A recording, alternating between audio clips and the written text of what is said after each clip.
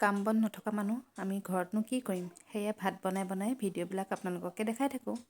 আজি দুপৰীয়া ভাত সাজ মই কিহেৰে বনালোঁ, ভিডিঅ'টো শেষলৈকে চাওঁচোন আহক। এয়া দেখিছেনে, এয়া আছিলে মাছৰ কণী আৰু পেটু অকণমান।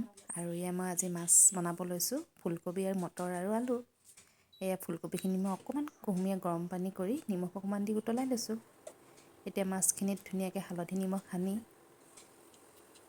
এতিয়া মই ফ্ৰাই কৰিম। এয়া মাগুৰ মাছ আৰু কাৱৈ মাছ কেইজনীমানো আছিলে দেই। মাছখিনি ফ্ৰাই কৰোঁতে মই ঢাকোন এখনে সদায় ঢাকি লওঁ, নহ'লে যি ধাপ ধূপ ফুটে নহয়, ভয়ে লাগি যায়। মুখে চুখে পৰি গোটেই মুখখন অৱস্থা নাইকিয়া হৈ যায়। সেইকাৰণে মই মাছ ফ্ৰাই কৰোঁতে সদায় ঢাকোনখন দি লওঁ। এয়া দেখিছে মোৰ মাছ ধুনীয়াকৈ ফ্ৰাই হৈ গ'ল।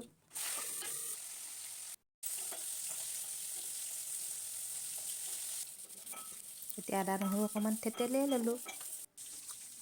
তেতিয়া মই পিঁয়াজ অকণমান কাটি লৈছোঁ। এয়া পাঁচফোৰণ কেইটামান তেলত দি পিঁয়াজ আদা নহৰু সকলোখিনি ভাজি ল'ম।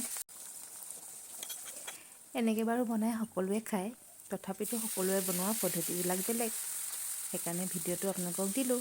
আৰু আপোনালোকে এনেকৈ বনাই খাই কেনেকুৱা লাগে কমেণ্ট কৰি জনাব দেই। ইয়াতে মই জিৰা গুড়ি অকণমানো দি দিছোঁ দেই।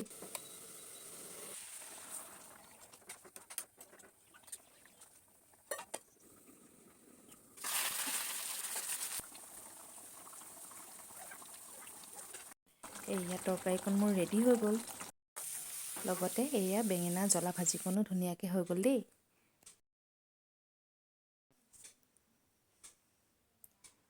এয়া কাৱৈ মাছ ফ্ৰাই, বেঙেনা জ্বলা ভাজি আৰু মাছৰ তৰকাৰীকণ।